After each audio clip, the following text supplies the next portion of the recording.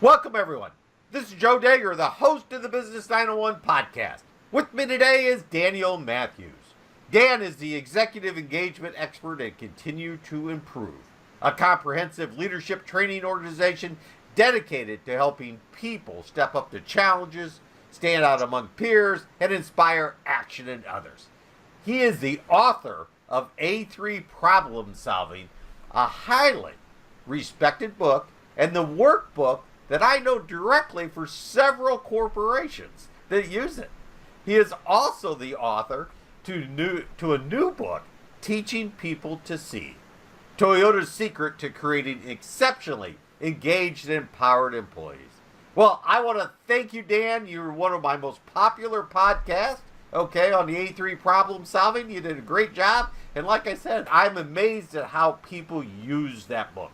I'm excited to hear what you just said about my book. You know, I get my royalty check twice a year, that sort of thing, but I wrote in the book specifically that my goal was that people would be able to buy this book and apply what's in that book, and it sounds like they're able to do that, and so that's very exciting for me. I get letters all the time from folks telling me that, you know, they were looking for something that would help them with this process that Toyota uses to solve problems, and by chance, they came across my book, and it was the change that they needed to make a difference in their organization. So, I mean, I'm thrilled to death. They've even asked me to put on a presentation before, and they said, and by the way, would you construct it using the A3 Problem Solving book by Dan Matthews?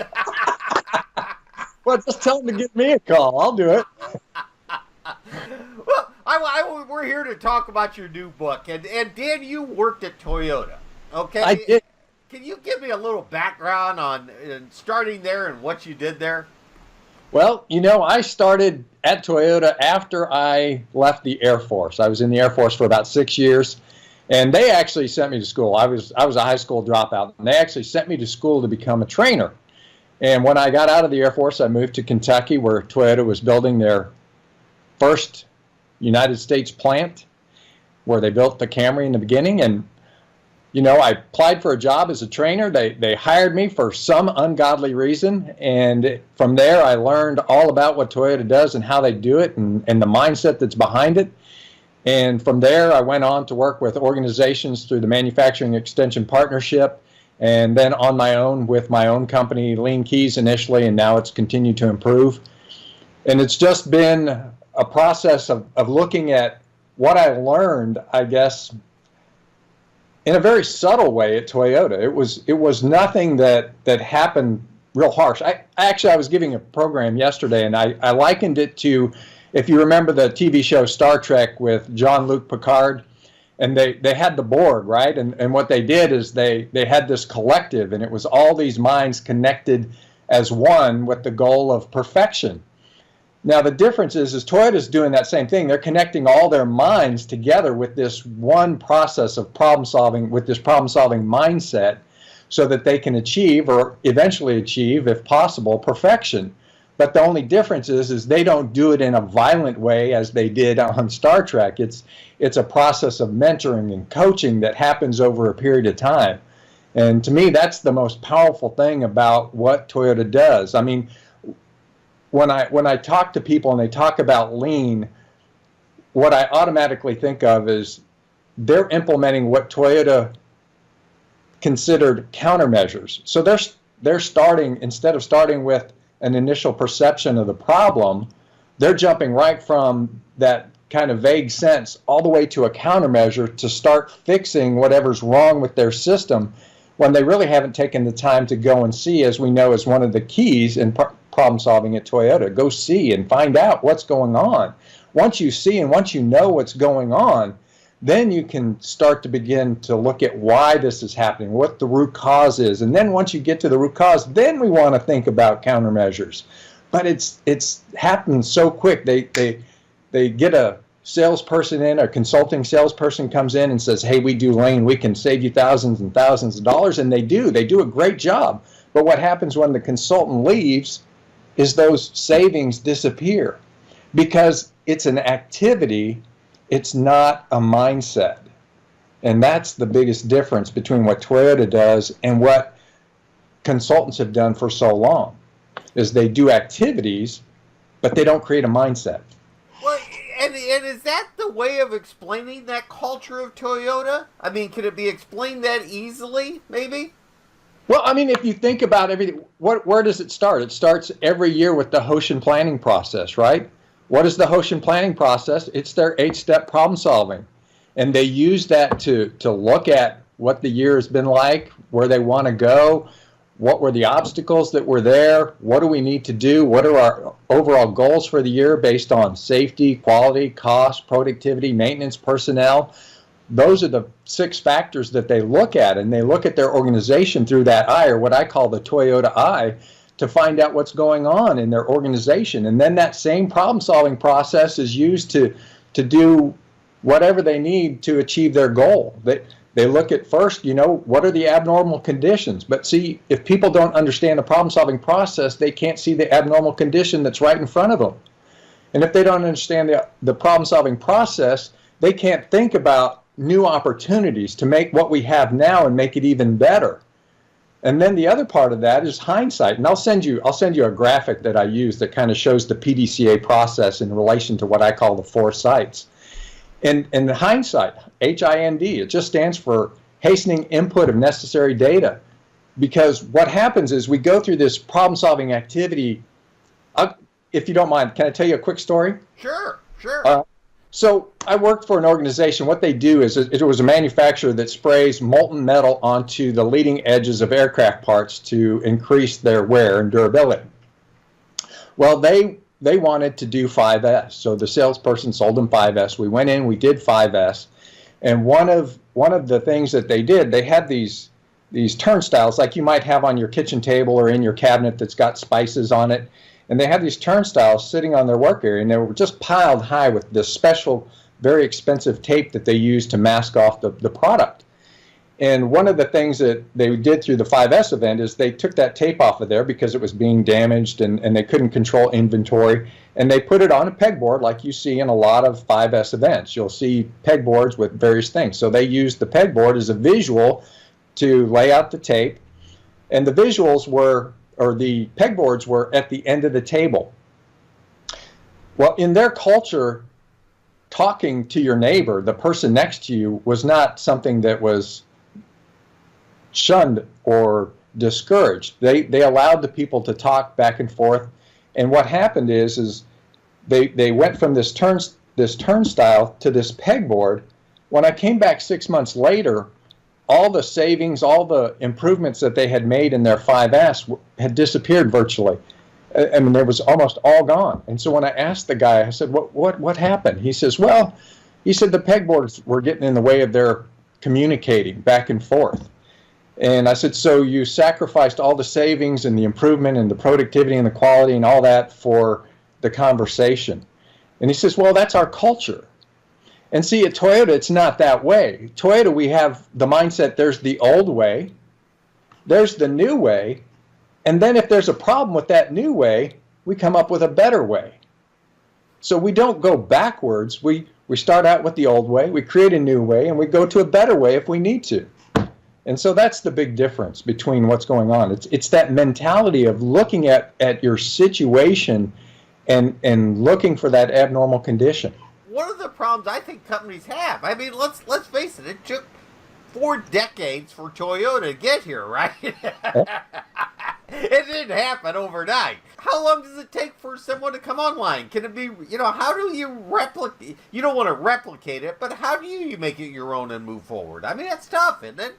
Well, when you say it took Toyota 4 decades, well, it didn't take Toyota 4 decades to create that culture. They started out with that thinking process because after World War II, a lot of people went to Japan to help them rebuild. And so they learned this process, and that became the foundation of everything they did, this problem solving, this PDCA process. And it's what helped them or propelled them to become a giant in the automotive industry, in the 80s.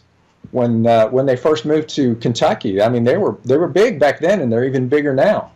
But what does it take? It really takes a concerted effort on everyone's part. And so when I talk to people about first of all, you have to have a relationship. If you're the top executive in an organization, my question to you is, are you out on the shop floor every day building relationships?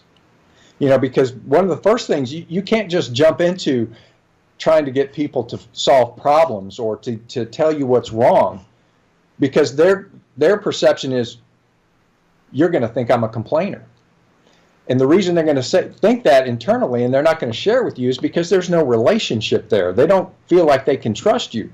So the first step is you've got to be out there on the shop floor. And that was one of the first things Toyota taught me when I went to work for them, is you need to be out on the shop floor at least 30 minutes every day, talking with people, getting to understand them, getting to know them, getting to understand the process. How can you train these people in problem solving if you don't know what they're doing out there? How can you relate to these people if you don't know who they are? And so the first part is creating that relationship. Now, once you've got that relationship, now you have permission to ask questions about, hey, Joe, how's it going today? What's giving you a problem in your process today? What's frustrating you? And then Joe starts to open up and talk about these problems. And then that gives me the opportunity to start coaching Joe and helping Joe understand the mindset. A perfect example is when I worked for Toyota Industrial Equipment. I don't know if you've ever made a really big mistake, like a mistake that was so big that it was equal to your annual salary.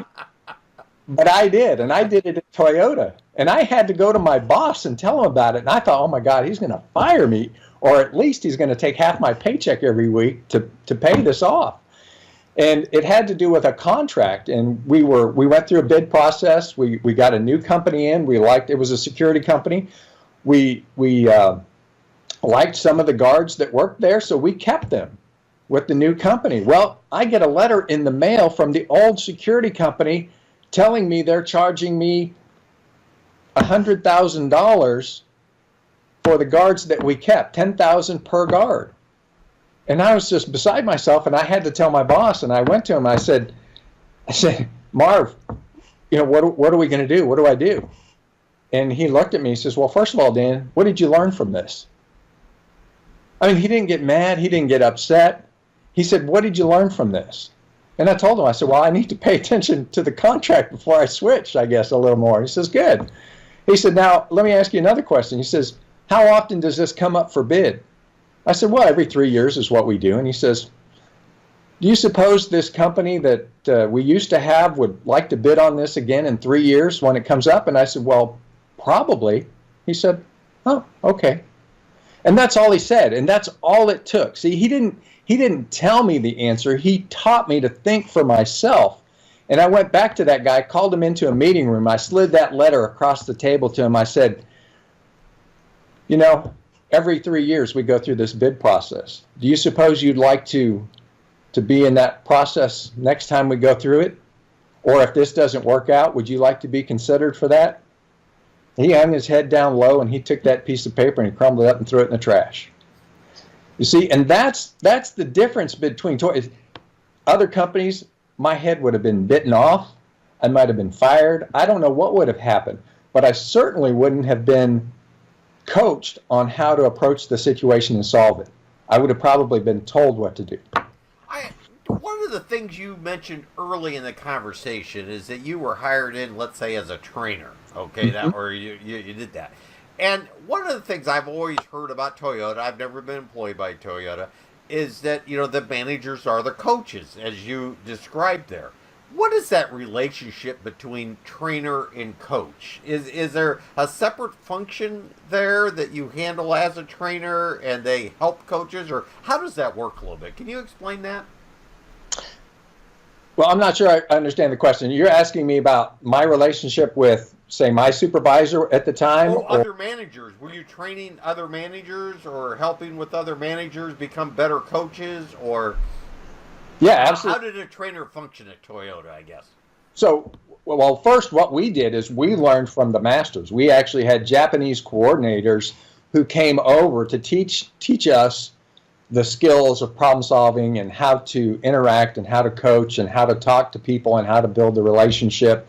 So it all started with the Japanese coordinators helping us go through that process. And then once we did that, then we actually created the training program or the curriculum that was used to teach people throughout the organization at all levels. And then, since then, it's been used all over the world at various Toyota facilities, English-speaking Toyota facilities. So we created the original content and the materials. And what's interesting is, and again, this is where there's a difference. We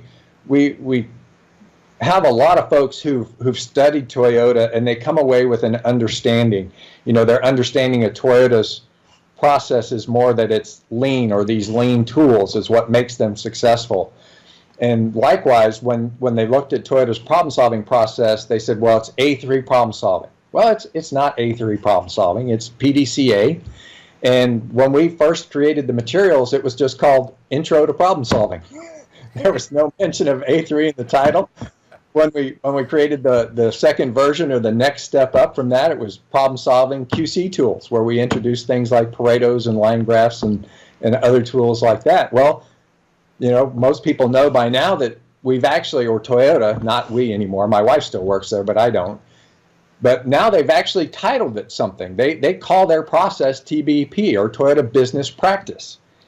And that to me says it all. Toyota Business Practice. And what is Toyota's business practice? It's the 8-step problem-solving model that we've taught. Well, I guess they've taught now since, I don't know when, I was about 86, so over 30 years we've been doing that, or Toyota's been doing that. And it's the business practice. The business practice is looking at everything through this problem-solving mindset. One of the things that you brought up also in the conversation was the Hoshin planning side of it, okay, and then related it to that 8-step business problem-solving practice. And the thing that interests me in what you said there, okay, is that most people think of Hoshin as this elaborate thing that they need to do, and it's something that more mature, lean companies do. But to me, it's kind of sounds like you say, this is how we start, kind of even, okay? Tell me about it. Well, think of it like this. If you have no system in place for creating a strategy or looking at your organization, even if you just took the basic eight steps in the problem-solving process, forget the word Hoshin or any of the tools that they might use there, and if you just started asking yourself the question based on safety, quality, cost, productivity, maintenance, and personnel issues, what are the challenges, what are the difficulties we're facing as an organization right now, today, that we need to do better at? And if you looked at those 6 areas and you started coming up with vague descriptions of problems, and then you started breaking those problems down into manageable pieces, finding out what are the best solutions or actions that you can take in as an organization, do you think that would move you further ahead than where you are now with no situation, no solution at all? Absolutely.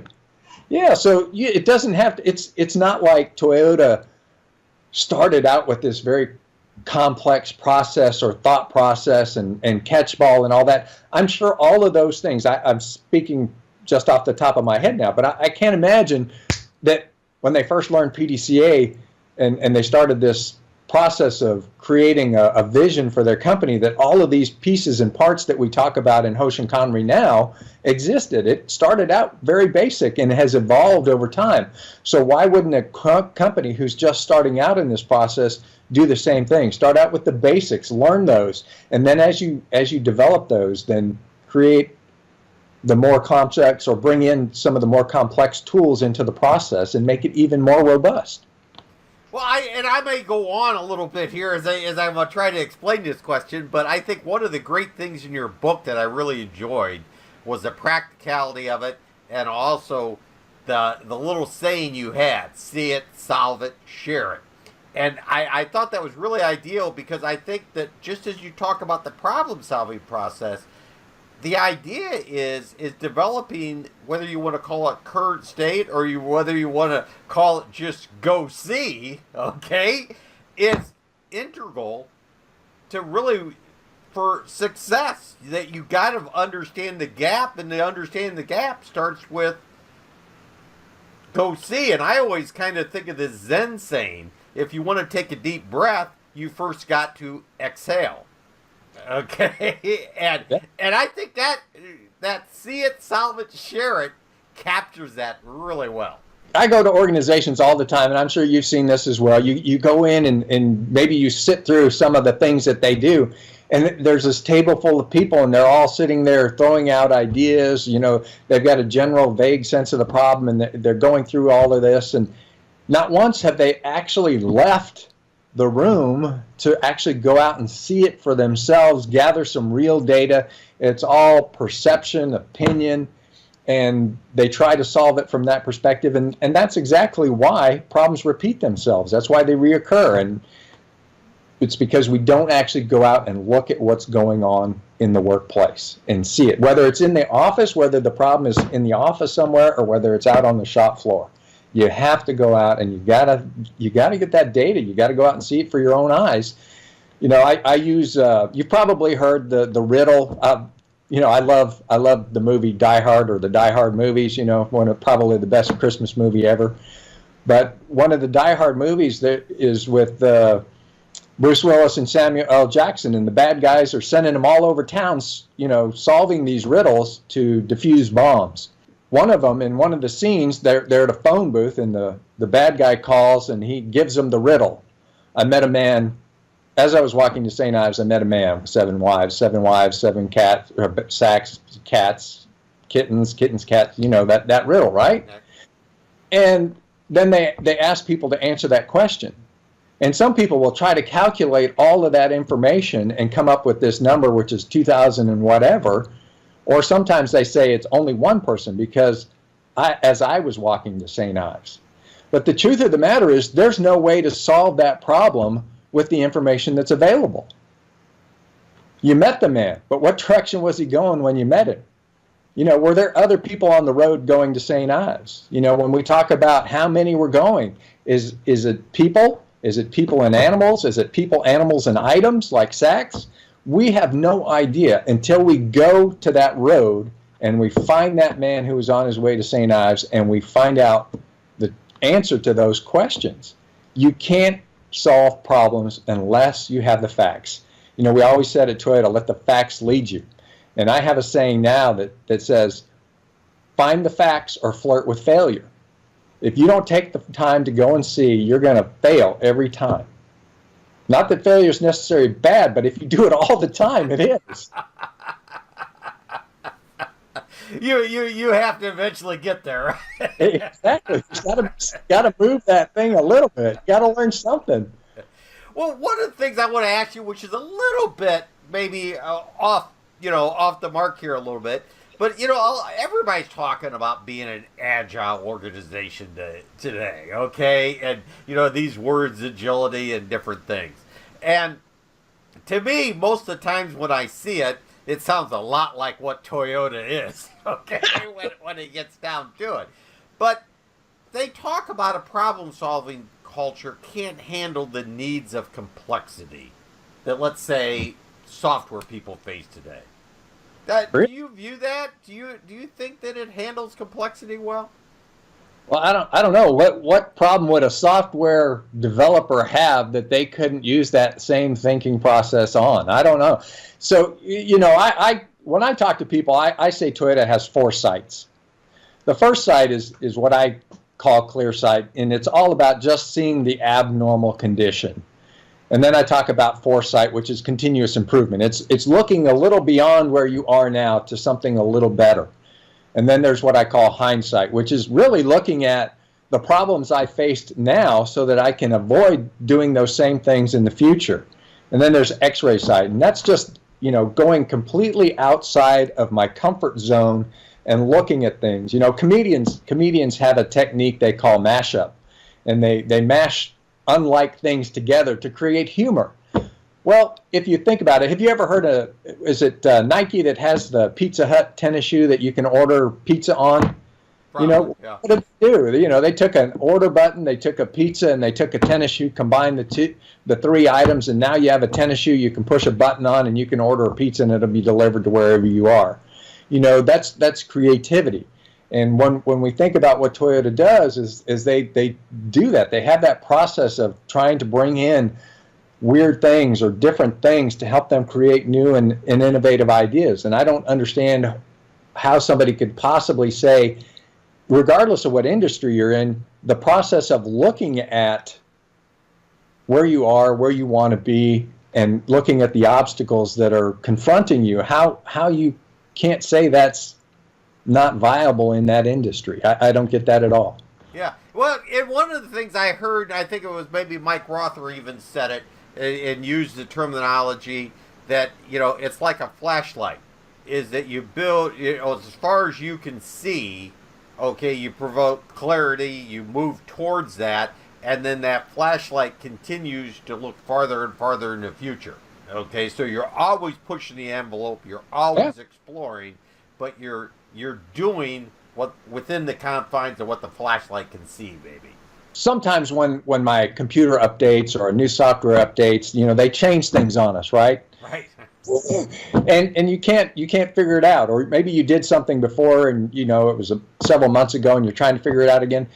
It's going back and doing it again, and each time you're doing it, you're learning something new. And I think that's what he's talking about. Is sure, you're walking along and that flashlight can only see so far, but what can you see, and what is it that you need to overcome in that light that's going to allow you to move further so that light can shine on.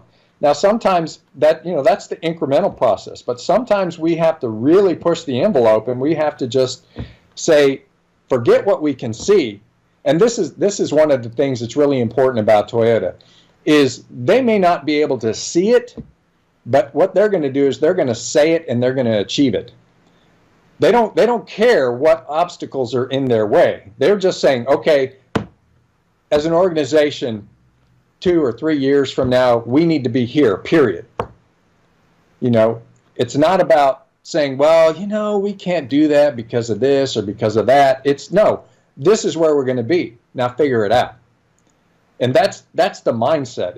It's not knowing and not even caring what's in the dark beyond that light. It's just saying, we're going to do it. How do we do it? And that's where the creative and innovative ideas start coming in. But again, you have to understand, you have to go through the process of moving forward and identifying and uncovering those obstacles so that you can eventually get there. But so you don't. The more you master, see it, solve it, share it, the more you see it. Is that a way to explain it? Well, no, you don't even have to see it. You just have to have the vision. You could just see it in your mind, and then you go out and you begin that process of seeing it and finding out what are the things that are keeping you from doing it. You don't start out by saying, well, we can't do that because. We don't care about we can't because. We just say, we're going to do it, and we do it. Your book is all about people, and we got away from that a little bit. It's teaching people to see. Toyota's secret to creating exceptionally engaged and empowered employees. All right? But that book, how does someone, let's say like in HR, let's say, or in talent development or talent acquisition and stuff, how does this see it, solve it, share it relate to them directly? Again, it goes back to what's your Hoshin for the year, right? One of the things that I tell people is you need to put that on your Hoshin plan. We need to create a problem-solving mindset throughout the organization. That would be the objective. That's vague, right? We need to create this problem-solving mindset that permeates the entire organization. That would be under objective. Then we'd list what are the challenges to doing that. So it's not really one organization. When I worked at Toyota and we created our department plans, we had all of those things. Remember, we talked about the Toyota I and the six factors that are in there. And there were objectives and challenges that were on there that weren't necessarily, for instance, it might be a quality objective. But my department wasn't quality, but yet still as the organizational development person, I had to contribute to that goal of quality. And how was I going to do that? Well, based on what my department was responsible for and what I can bring to that. How am I going to make that better? And likewise, production had to say, okay, what are we going to do as a department to improve this quality goal? And of course, quality was the overall owner of that particular objective, but everybody's contributing. It's like a circle in the middle, and you've got all these departments around it, and they're feeding into, from their perspective, the things that need to happen in order to achieve that overall goal or objective that was set in the Hoshin process. So it's not one department. You might have one department who's key, but everybody's contributing to that overall objective. How do you keep track of all that knowledge? I mean, it seems like, we got all these people coming up with ideas, problem solving's happening continuously in that, and, and they're sharing between departments and things. What's happening to all of it? Well, first of all, what you have to really understand, and if we go back to my first book, the A3 workbook, Unlock Your Problem-Solving Mind, there was a graphic in there that showed the three different categories of problems. And most of the problems that we face on a daily basis are simple, but the problem is a lot of people don't recognize the problem. I mean, it's a frustration for them, but they don't recognize it as a problem. But in a Toyota organization, they see that as an opportunity, and they fix it. But because it's a simple problem, it doesn't really require any documentation or anything. It might be something that's only specific to your area, your department. So in a department meeting, that might be something that you share. You might say, the other day I had this problem, and this is what I found out about it, and this is how I handled it. So if it comes up in your area or in whatever you're doing, that might work for you. So sometimes it's just a local seeing, solving, and sharing. For bigger, more complicated problems, then of course you're probably going to document it on an A3, and then that's going to go through the process of being shared more globally throughout the organization, because it might impact more than just your department. It may impact several other departments, and so you're going to get with those stakeholders and you're going to share what you learn. And that's the process. So it really depends on the complexity of the problem, how much you see, solve, and share, or to what context or how far that goes beyond your work process. It sounds like to me within a Toyota organization, there is a strong network structure that's sharing a lot of information informally and formally, because if it's got enough substance to it, it ends up being formally. Is that a fair way to put it? Well, yeah. I mean, if it's a big enough problem and it impacts enough people, then certainly you're going to document it in a way that it can be shared, and not just documenting what you found out about it. You're actually going to be pulling these people in as you solve that problem, because if it impacts more than you and you're the one who comes up with the solution, what's the likelihood that others are going to buy into that? We've all been to that meeting, and everybody agrees during the meeting. And then at the end of the meeting, we call it the meeting after the meeting, right? And after the meeting, you get these little clusters of people who are complaining about what was agreed upon, even though they agreed to it. And so the process is not just me solving a problem. Sure, I might have discovered the problem. I may have been the first one to see it or recognize it as an opportunity, but this problem impacts greater numbers of people or departments, and I need to bring those people in to be a part of that process. And no, it's not where we sit down in a meeting room and talk about it and throw our opinions out. It is a conversation that can happen in person, and with technology today, it doesn't even have to be in person. But it could be a series of questions in an email, and then that person that's responsible goes out and gathers that data, and then shares it with the group, and then there's more conversation that goes on.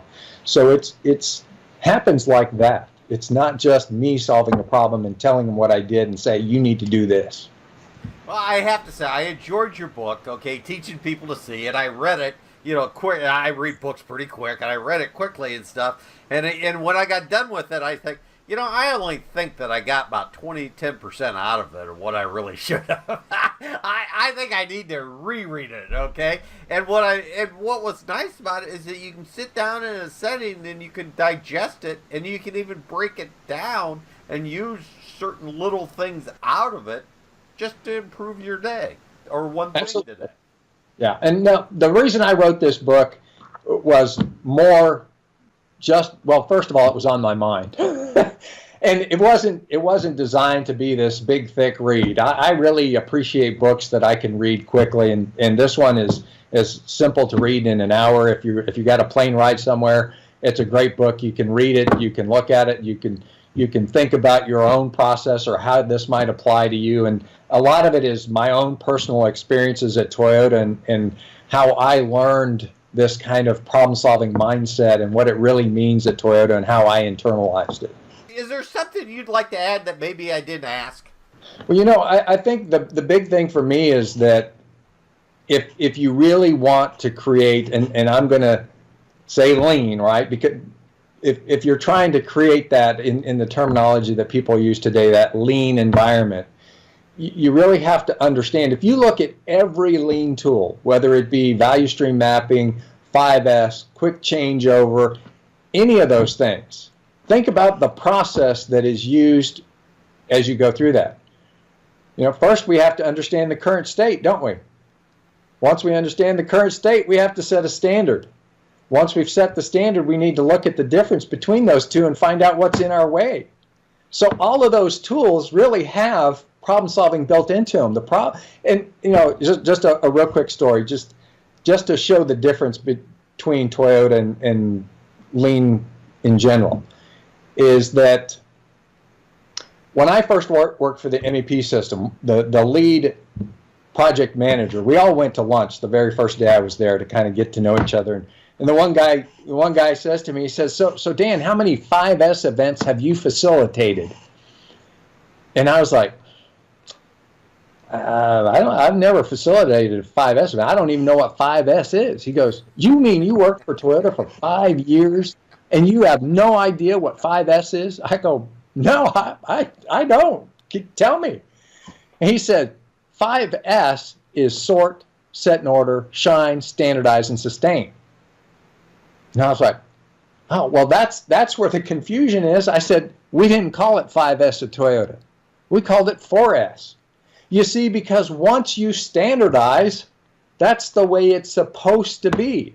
Now we look at it with our problem-solving mindset as we go through the day, and we determine whether or not we are meeting the standard or not meeting the standard. We don't create a bunch of check.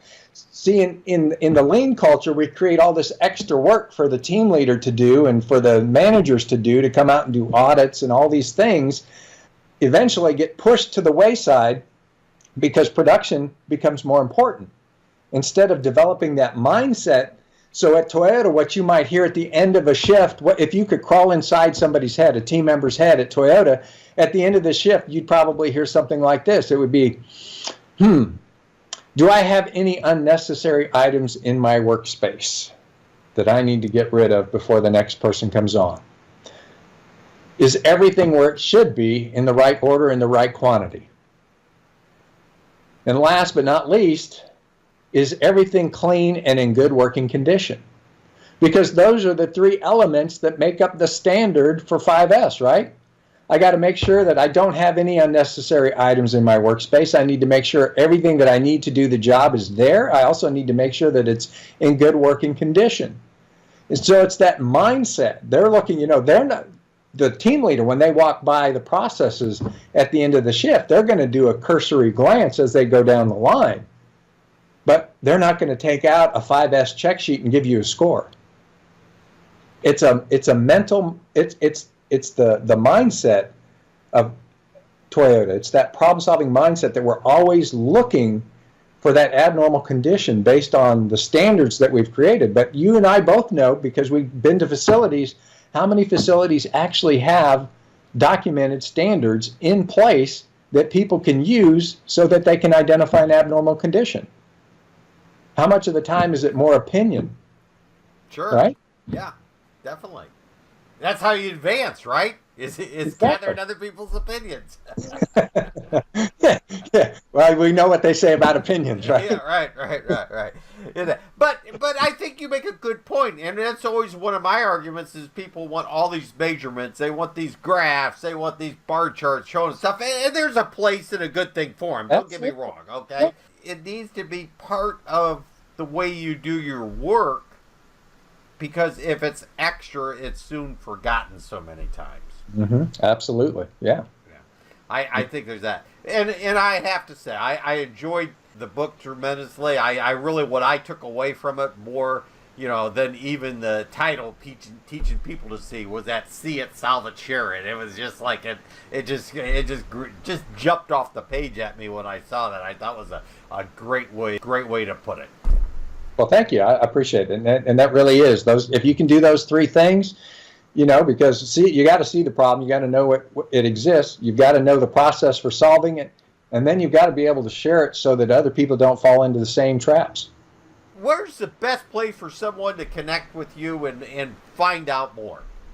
Well, they can find me at dan@continuetoimprove.com. That's my email address. Phone number is on my website, which you can go to continuetoimprove.com and find it. And again, that's continue to improve. Instead of the word two, T-O, it's actually the number 2. So continue to improve. And you can find me there, and I'd be happy to talk with you. I'd love to, if you read my book, I'd love to hear your comments or whatever you have to share with me. Love to hear some story that you have, some lean nightmare that you had that maybe problem solving could have helped. Well, I would encourage people to take a look at Teaching People to See. It's a great read, and also if you're looking to get the practical application of A3, Right.